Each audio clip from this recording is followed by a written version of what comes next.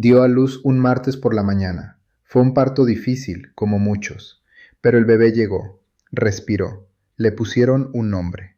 El viernes de esa semana el bebé estaba muerto. El lunes siguiente ella estaba detenida, no como testigo, no como familiar en duelo, estaba detenida como sospechosa. La madre que 3 días antes había dado a luz en ese hospital era ahora la principal acusada en la muerte de su propio hijo. Para fin de ese año tenía condena, sentencia firme, homicidio. Los medios publicaron su nombre, su foto, los detalles del caso. La opinión pública había decidido antes de que el jurado votara. Una madre que mató a su propio bebé. Eso era lo que decían los titulares. La enfermera que había atendido al bebé durante esos días siguió trabajando en el mismo hospital durante 3 años más. 3 años, entrando por la misma puerta, usando el mismo uniforme, atendiendo a otros recién nacidos en la misma unidad neonatal. Nadie la investigó, nadie revisó sus turnos, nadie preguntó qué había en los registros del hospital que pudiera explicar lo que realmente ocurrió. La investigación se detuvo en la puerta de la madre y nunca llegó al hospital. Eso es lo que pasa cuando un sistema decide primero y busca evidencia después. Mi nombre es Ernesto Ríos. Fui periodista investigativo durante 15 años.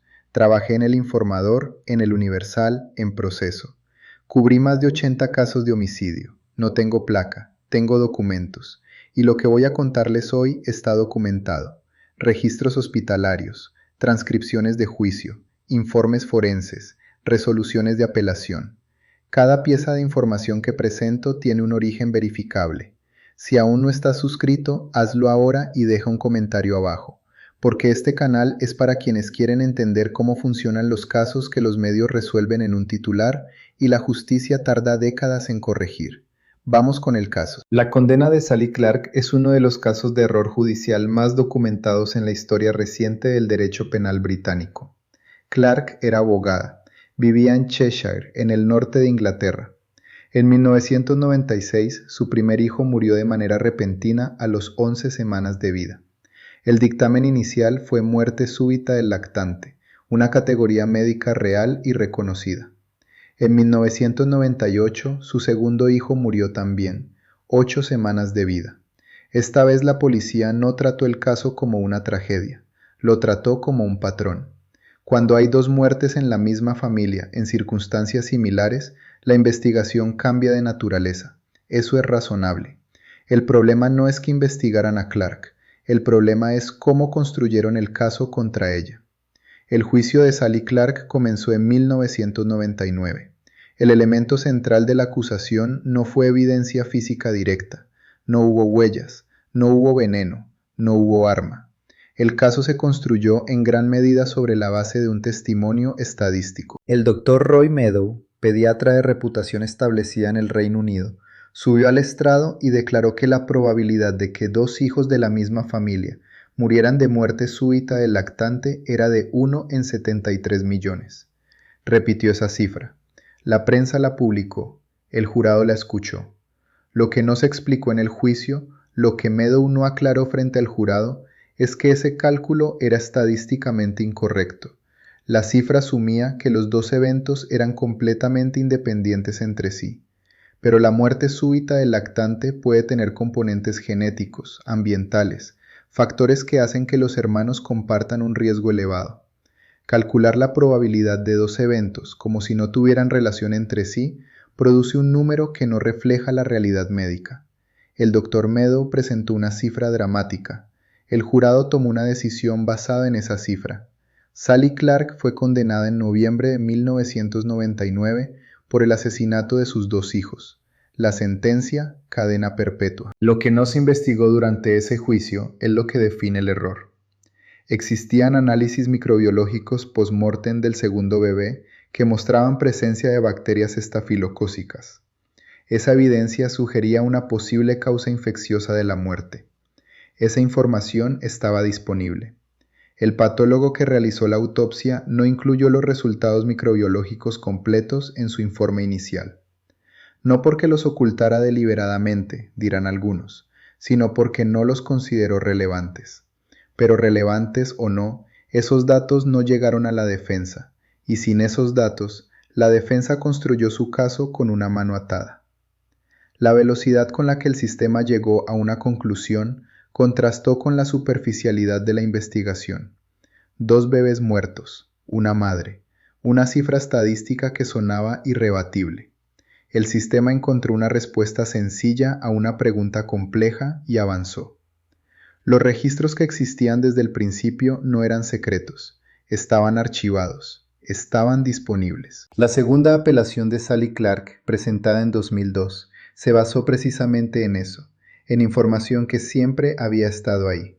El abogado defensor de Clark solicitó una revisión independiente de toda la documentación médica del caso. Esa revisión encontró los resultados microbiológicos que habían quedado fuera del informe original.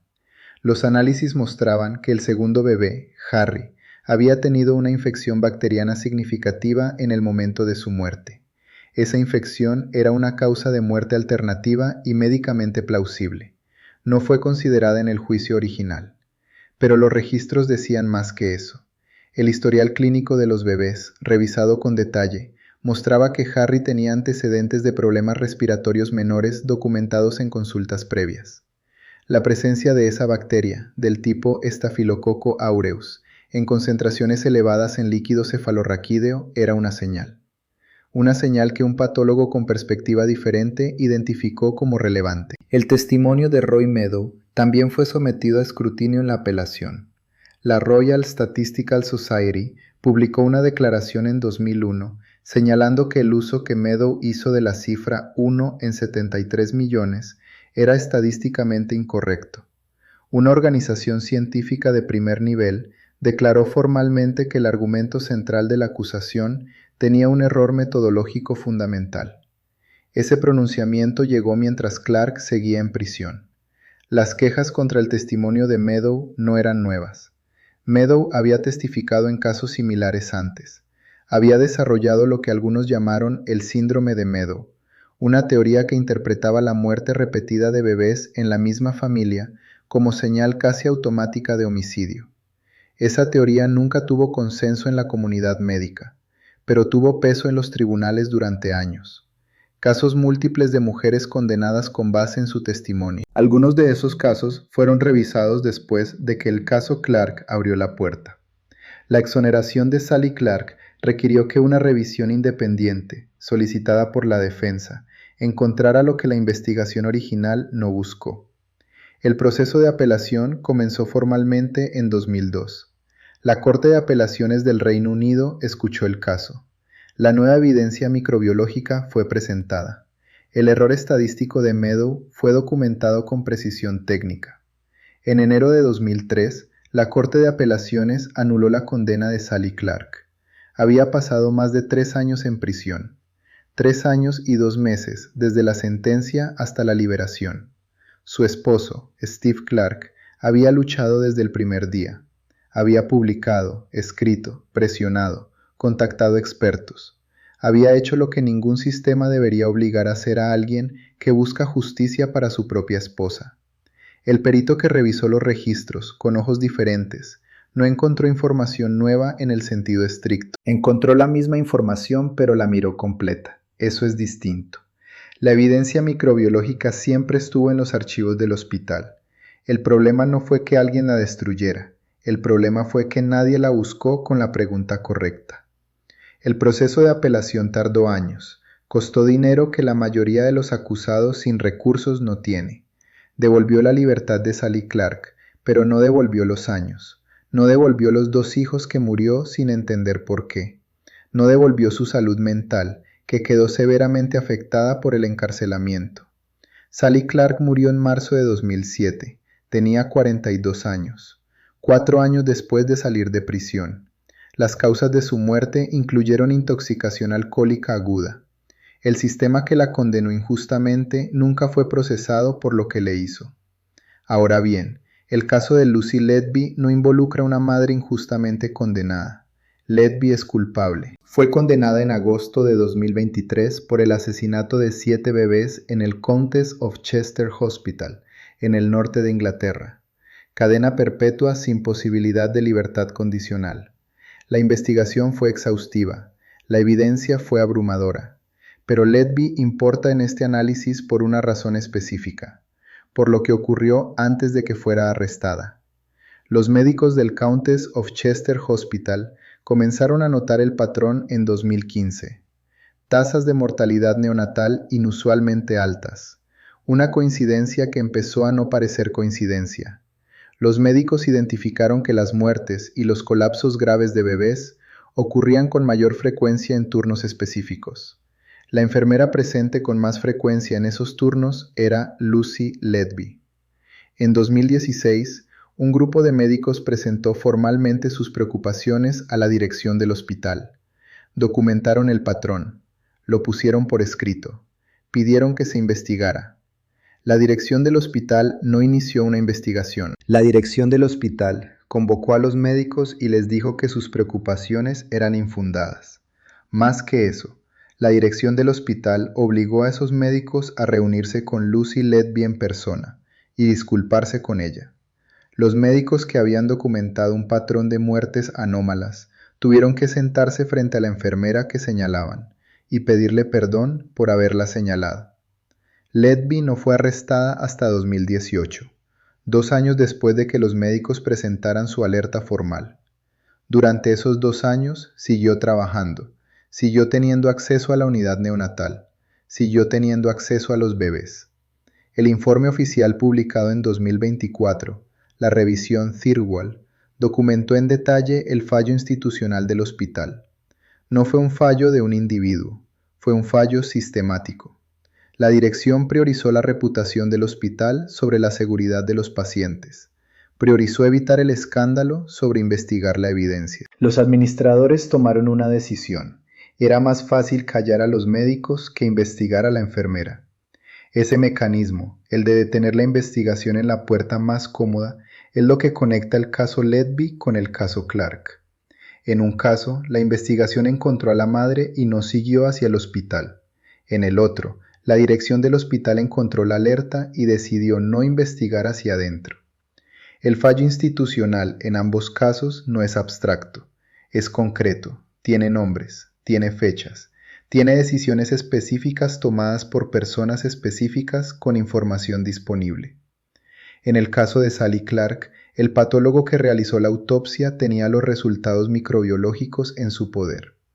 Tomó la decisión, consciente o inconsciente, de no incluirlos en el informe central. Esa omisión cambió el curso del juicio.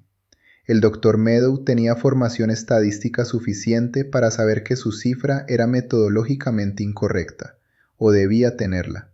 Presentó la cifra de todas formas. En el caso Letby, los administradores del Countess of Chester Hospital tenían un documento firmado por un grupo de médicos señalando un patrón de muertes. Tomaron la decisión de no investigar ese documento, de silenciar a quienes lo presentaron.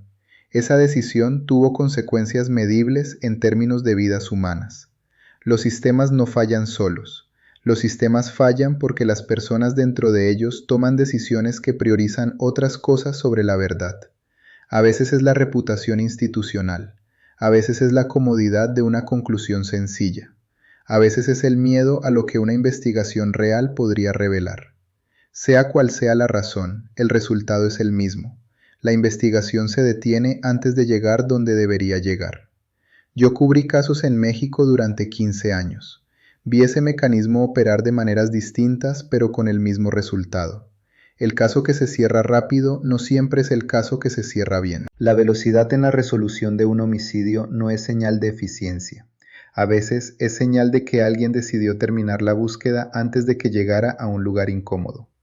No tengo placa, tengo documentos, y lo que los documentos del caso Clark muestran es que la evidencia que exoneró a esa mujer estuvo disponible desde el principio. Los archivos del hospital contenían los resultados microbiológicos desde el día de la autopsia. No hubo que buscarlos en otro país ni en fuentes ocultas. Estaban en la misma institución que participó en el juicio. El problema no fue que la evidencia no existiera. El problema fue que nadie hizo la pregunta que hubiera llevado a esa evidencia. Esa es la diferencia entre una investigación que busca confirmar lo que ya decidió y una investigación que busca entender lo que realmente ocurrió. La primera encuentra a la madre, La segunda encuentra los registros del hospital. En México hay casos que nadie pudo solucionar y casos que nadie quiso. La distinción importa. Un caso sin resolver por falta de evidencia es una tragedia. Un caso mal resuelto porque la investigación se detuvo antes de tiempo es algo diferente. Es un error con víctimas dobles, la persona que murió y la persona que cargó con una condena que no le correspondía. Sally Clark cargó con esa condena durante 3 años. Salió de prisión, pero no salió completa. Las personas que estuvieron en la sala de partos con ella el día que nacieron sus hijos, las personas que documentaron sus primeras horas de vida, los registros que registraron cada observación médica de esos bebés, todo eso existía. Pero el sistema no lo buscó con la pregunta correcta. El informe Tyrwell sobre el caso Letby llegó a una conclusión que debería leerse con cuidado. No solo señaló el fallo individual de los administradores del hospital, señaló que el sistema de supervisión hospitalaria en el Reino Unido tenía vacíos estructurales que permitieron que ese fallo ocurriera sin consecuencias durante años. No fue un error aislado, fue un error que el sistema estaba diseñado para no detectar.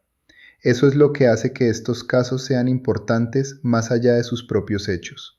No son anomalías. Son ejemplos documentados de cómo los sistemas de investigación y de supervisión pueden fallar de maneras sistemáticas, maneras que producen resultados predecibles si uno sabe dónde mirar. Yo sé dónde mirar porque pasé 15 años mirando. Archivos judiciales, registros hospitalarios, transcripciones de juicio, informes periciales. La historia de un caso rara vez está en el titular. La historia está en los documentos que nadie leyó completos. Mataron la historia. Yo guardé los archivos.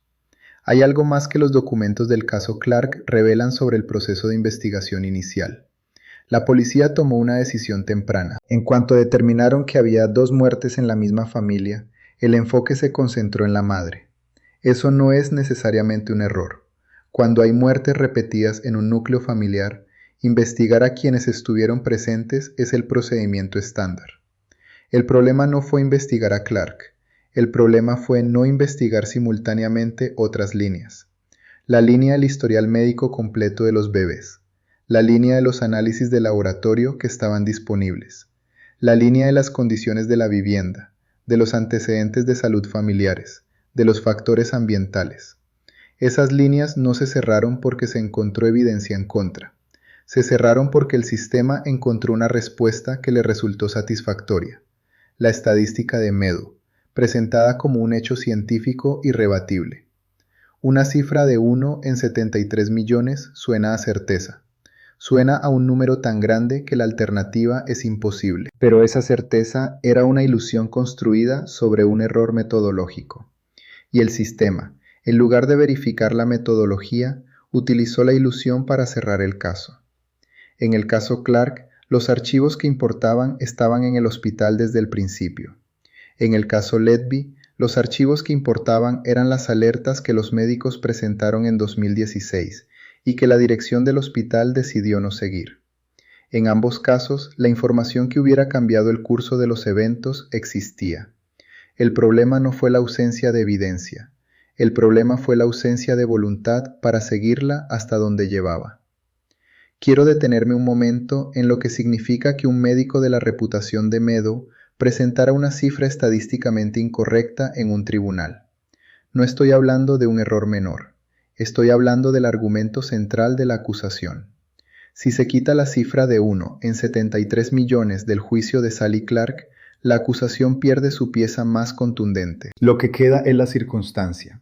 2 bebés muertos en la misma familia. Eso es un patrón que merece investigación. No es una prueba de homicidio. Meadow construyó una prueba de homicidio con estadística, y la estadística estaba mal. La Royal Statistical Society lo documentó formalmente. No lo dijo un abogado defensor, lo dijo la organización científica que agrupa a los estadísticos del Reino Unido. La institución que debería ser la referencia para ese tipo de cálculos declaró que el cálculo estaba equivocado. Esa declaración llegó en 2001. Clark seguía en prisión. No fue suficiente para liberar a alguien que había sido condenada sobre la base de ese cálculo. Fue necesaria la revisión completa de los registros hospitalarios, el hallazgo de la evidencia microbiológica y una apelación formal ante la Corte de Apelaciones para que la condena fuera anulada. El error estadístico solo no fue suficiente. Eso dice algo sobre cómo los tribunales ponderan las correcciones científicas frente a las sentencias firmes. Los sistemas de justicia no son perfectos, ningún sistema lo es, pero hay una diferencia entre el error que ocurre a pesar de una investigación honesta y el error que ocurre porque la investigación no fue honesta con sus propias limitaciones. El Dr. Meadows sabía, o debía saber, que su cifra tenía un problema metodológico. La dirección del Countess of Chester sabía, porque los médicos se lo dijeron por escrito, que había un patrón que necesitaba investigación. La pregunta que me hago después de 80 casos no es si los sistemas fallan. La pregunta es si los sistemas reconocen sus propios fallos o si esperan a que alguien externo los fuerce a hacerlo. En el caso Clark, la corrección llegó porque el marido no se rindió y porque un abogado pidió una revisión independiente. En el caso Letby, la corrección llegó porque 2 bebés más murieron después de que la dirección del hospital ignoró las alertas de 2016. Ambas correcciones llegaron tarde, siempre llegan tarde. El trabajo del periodismo investigativo, el trabajo que hice durante 15 años, no es reemplazar a la justicia, es señalar dónde la justicia no llegó. Es documentar lo que existe en los archivos y no ha sido leído. Es hacer la pregunta que nadie hizo porque era más fácil no hacerla. Hay un detalle en la historia de Letby que merece atención específica, porque ilustra exactamente el mecanismo del que estoy hablando. Cuando los médicos del Countess of Chester presentaron sus preocupaciones en 2016, no lo hicieron de manera informal. No fue una conversación de pasillo, fue una presentación documentada. Un grupo de médicos, con nombres, con cargos, con años de experiencia en neonatología, se reunió formalmente con la dirección del hospital y presentó un análisis del patrón de muertes. Pusieron la información sobre la mesa. La dirección del hospital tomó esa información y tomó una decisión: no investigar el patrón, silenciar a quienes lo señalaban, convocar a esos médicos a una reunión con la propia enfermera señalada para que se disculparan. Esa secuencia de decisiones no fue un accidente, fue una respuesta institucional deliberada a una amenaza percibida, no la amenaza de bebés en riesgo dentro del hospital, sino la amenaza de un escándalo que afectara la reputación de la institución. El informe Tyrwell de 2024 lo documenta con precisión, no con generalidades sobre fallos sistémicos, con nombres, fechas, decisiones específicas. Eso es lo que convierte al informe Tyrwell en un documento importante. No es una crítica institucional abstracta, es un registro de lo que se sabía, cuándo se sabía y qué se decidió hacer con esa información. 2 años después de esa reunión, Letby fue arrestada. En esos 2 años siguió trabajando. El informe no puede cuantificar con certeza cuántos de los casos que ocurrieron después de 2016 hubieran podido evitarse si la investigación hubiera comenzado entonces. Pero la pregunta existe, y los documentos la sostienen. Sally Clark tenía 42 años cuando murió, 4 años después de salir de prisión. Los 2 hijos que perdió antes de que comenzara el juicio nunca tuvieron explicación médica oficial completa hasta después de su condena. El sistema que la condenó produjo eventualmente la revisión que la exoneró, pero no produjo una explicación de por qué la evidencia disponible no fue presentada completa en el juicio original.